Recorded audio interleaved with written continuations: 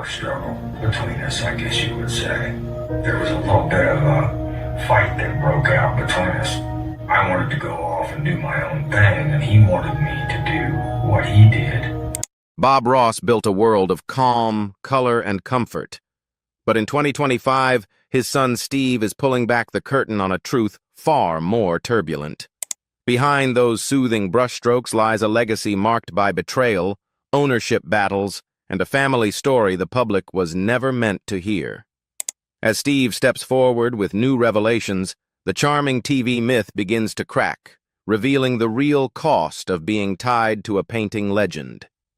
This is the truth that changes everything you thought you knew about Bob Ross. Bob Ross, the iconic figure known for his soothing voice, gentle demeanor, and remarkable landscape paintings, began cultivating his artistic talent at an early age. Long before he became a household name with the joy of painting, Bob was experimenting with brushes, colors, and textures as a child, developing a passion that would define his career. His early inclination toward art was marked not only by a fascination with nature, but also by an innate ability to translate the beauty he observed into vibrant landscapes on canvas. Those formative years were crucial, planting the seeds of the philosophy that would later define his approach: art as a form of meditation, personal expression, and joy rather than competition. Bob's personal life was complex, particularly in his early adulthood. Before achieving fame, he experienced the challenges of fatherhood at a young age, welcoming his first child as a teenager.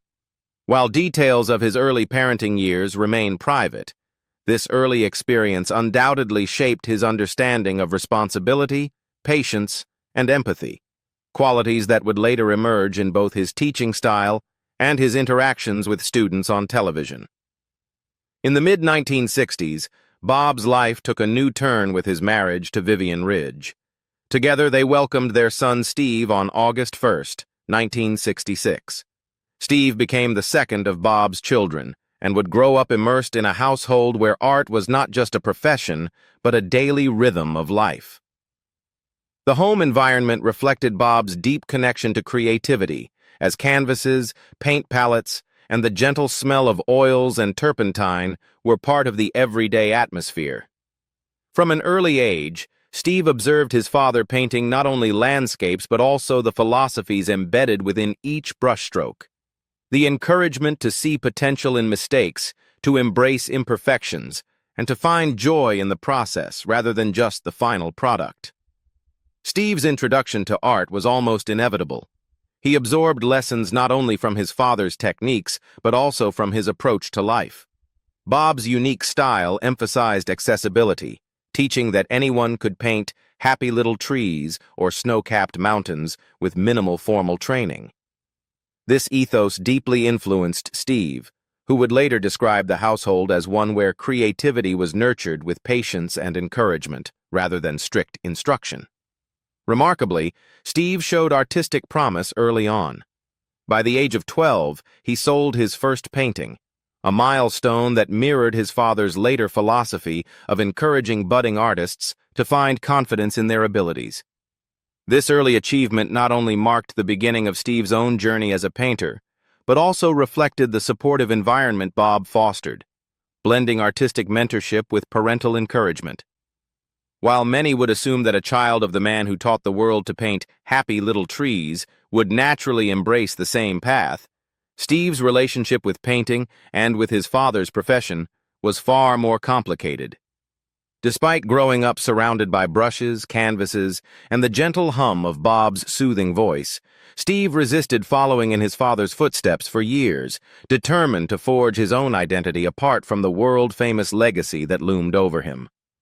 From the earliest days, Steve was exposed to the beauty of art in an intimate, immersive way. The Ross household was saturated with creativity. Canvases lined the walls, paint palettes lay scattered across tables, and the rich scent of oils and turpentine filled the air. Bob Ross, ever the patient teacher, encouraged his children to explore their own artistic inclinations, hoping to instill in them the same joy and confidence he shared with millions of viewers through the joy of painting. He believed in guiding without pressuring, showing by example, and nurturing curiosity as a foundation for lifelong passion. Yet for Steve, childhood was also a time to assert independence. Like many teenagers, he felt a strong need to separate his own identity from that of his parents, and in Steve's case, that meant resisting the obvious path laid out before him. Despite his evident talent, having sold his first painting at the age of 12 and already demonstrating a natural affinity for color, composition, and brushwork, Steve deliberately distanced himself from painting as a career. Instead, he pursued other interests and sought a sense of self outside the looming shadow of his father's fame. In later years, reflecting on his youthful defiance in an interview with Vanity Fair, Steve admitted that this resistance was a common, almost instinctual reaction of a child seeking autonomy. "As kids, we all want to defy our parents and hang out with our friends," he explained.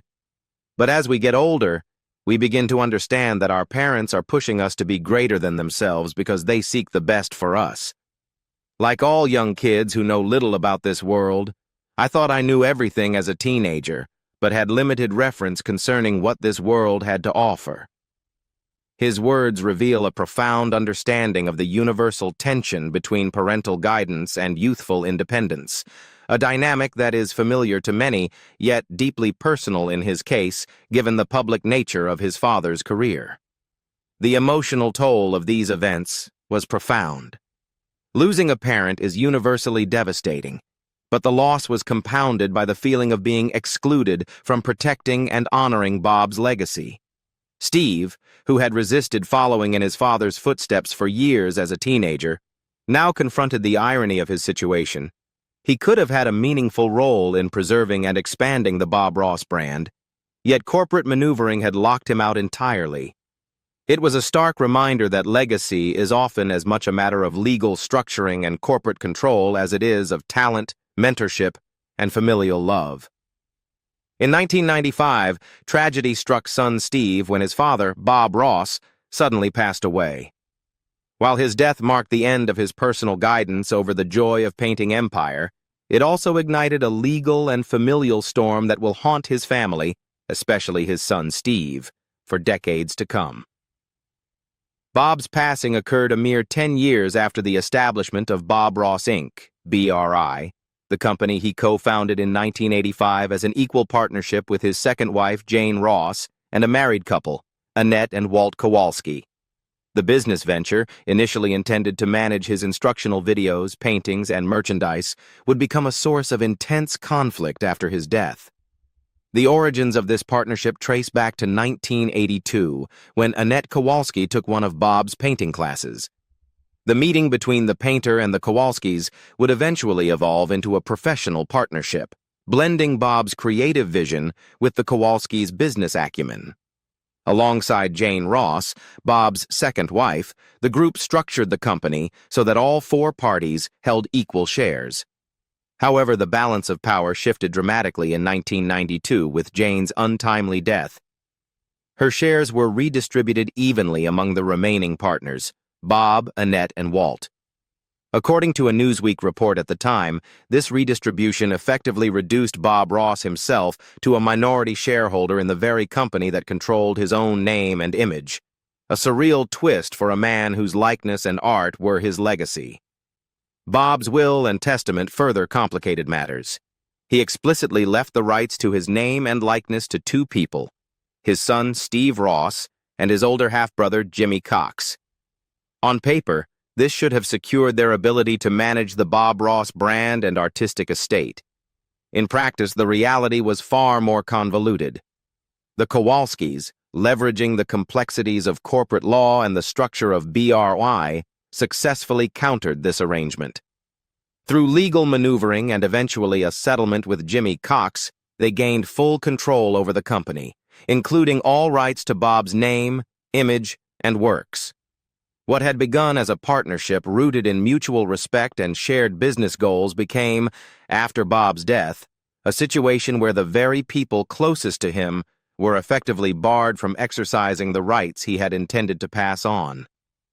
For Steve, the shock of this reality was immediate and devastating. In interviews years later, he recalled the first encounter with Annette Kowalski after his father's death. Annette called me 2 days after my dad died, and she said, "I want you to listen to me carefully.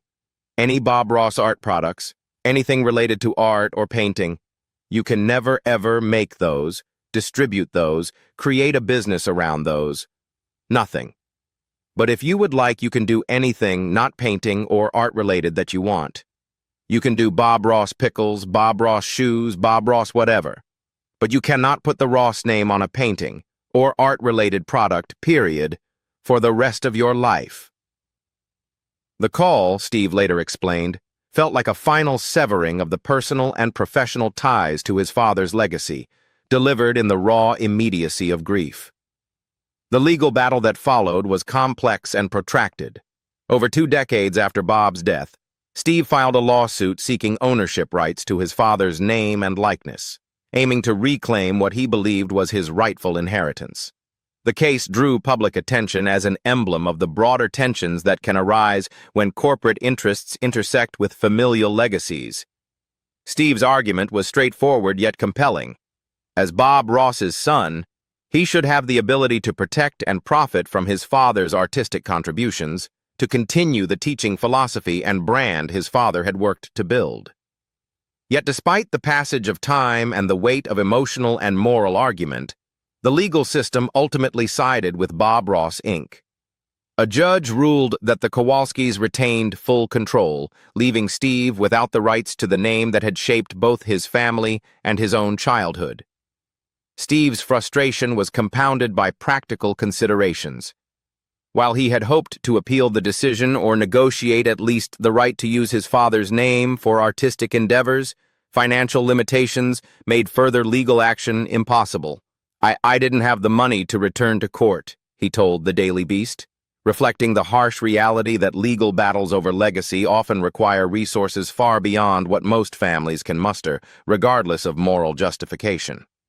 The experience left a lingering sense of injustice, as the very legacy his father had created for public education, joy, and inspiration remained beyond Steve's reach. Beyond legal and corporate matters, the documentary also explores the emotional resonance of Bob Ross's work and philosophy, emphasizing how Steve's connection to painting extends beyond ownership or profit. It portrays Steve not just as an heir denied control of an empire, but as a son grappling with the dual loss of a parent and the practical ability to honor his father's legacy in the way he might have intended. His participation humanizes a story that could easily be reduced to a tale of litigation and corporate maneuvering, reminding viewers that behind every high-profile legal dispute are individuals coping with grief, disappointment, and a longing to preserve familial bonds.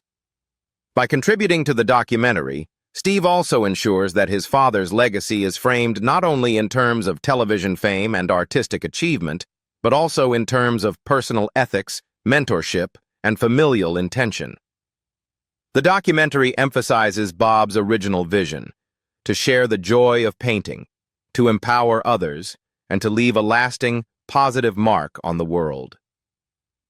Steve's perspective reinforces this narrative while highlighting the tension between intention and reality, showing how even the most carefully laid plans can be disrupted by legal and business complexities. In 2021, Steve Ross stepped into the public eye once again, this time not as a painter in his father's shadow, but as the central figure in a documentary exploring one of the most personal and painful chapters of his life. The film, Bob Ross, Happy Accidents, Betrayal and Greed, produced by Melissa McCarthy and her husband Ben Falcone, chronicles Steve's long and arduous battle for his father's estate, focusing particularly on the legal struggles that prevented him from fully inheriting control of Bob Ross, Inc. This documentary offered viewers an intimate look at the emotional and financial turmoil that ensued after Bob Ross's death in 1995, and Steve's contribution brought a deeply personal perspective to a story that had previously been told only in fragments through interviews and news reports. Steve's participation in the documentary was not merely as a passive subject. He actively contributed to shaping the narrative, sharing insights and reflections that illuminated the human cost of the legal battles over his father's legacy. For decades, the struggle over Bob Ross's name, likeness, and artistic estate had been a largely private ordeal, but the documentary allowed Steve to speak openly about his experiences, his regrets, and the emotional complexity of losing both a father and his rightful inheritance. The film does not shy away from the difficult realities of corporate control, family disputes, and the intersection of fame, artistry, and business, using Steve's story as the emotional anchor that connects the audience to the larger legal drama. Melissa McCarthy, one of the producers, explained to NPR the intent behind highlighting Steve's perspective. She emphasized that Bob Ross had wanted the majority of his business to go to his son, a desire that had been effectively thwarted by litigation and corporate maneuvering. McCarthy said, "Bob certainly wanted it to go to most of the business to his son. He left it to his son and his brother, and very quickly that was kind of taken through litigation. And because at the time Bob's son Steve was so young, Bob thought, let's have an adult still guiding him with where he's going to take this company. But he didn't get to take hold of it at all." This explanation underscores the tragic irony of Steve's situation. Despite his father's intentions, external forces stripped him of the opportunity to manage or benefit from the very empire Bob had built. In 2021, after decades away from the easel, Steve Ross returned to painting, rekindling a connection to a craft that had been both a source of joy and a complicated legacy throughout his life. For years, Steve had wrestled with the intersection of personal ambition, grief, and the legal battles that had engulfed his father's estate. While he had inherited the artistic talent of Bob Ross and even sold his first painting at the age of 12, Steve had spent much of his adulthood navigating the emotional aftermath of being cut out of Bob Ross, Inc., the company that controlled his father's name, likeness, and artistic legacy. Painting, once a simple joy in his childhood, had become intertwined with frustration, regret, and a sense of exclusion. Yet, in 2021, coinciding with the release of Bob Ross, Happy Accidents, Betrayal and Greed, Steve found his way back to the brush, reconnecting with an art form that had always been a part of him, and discovering that it could once again offer solace, creativity, and personal fulfillment. The release of the documentary, produced by Melissa McCarthy and Ben Falcone, served as a catalyst for Steve's return to painting. The film brought long overdue attention to his perspective on his father's legacy, the legal struggles over the estate, and the personal losses he had endured. As part of the promotional efforts for the documentary, McCarthy and Falcone joined Steve for a virtual painting class, a moment that bridged generations and art forms while also offering a unique opportunity for Steve to step fully into the public eye as an artist in his own right. The virtual class was designed not only to promote the film, but also to celebrate the joy of creativity, echoing the philosophy Bob Ross had shared with millions of viewers over the years. For Steve, it became a deeply personal experience, both a tribute to his father and a reclamation of his own identity as a painter. During the class, one moment in particular stood out for its emotional resonance. Steve borrowed one of his father's enduring lessons, applying it not only to painting, but to life itself. As he guided McCarthy through the process, he said, "Well, every time I have a happy accident, I learn something from that. You start to discover that you almost want to have one, because it teaches you something that you didn't know before."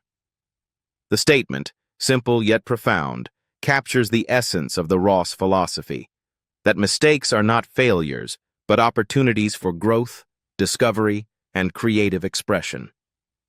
In that moment, Steve was not merely teaching a technique. He was passing on a lifetime of lessons, his own experiences, the wisdom imparted by his father, and the hard-won understanding that art is as much about process as it is about product. What do you think about son Steve? Leave us your comments in the section below. We hope you have found this helpful video. Don't forget to leave a like, share, and subscribe to the channel if you like it. Thank you for watching this, and see you in the next videos. Goodbye.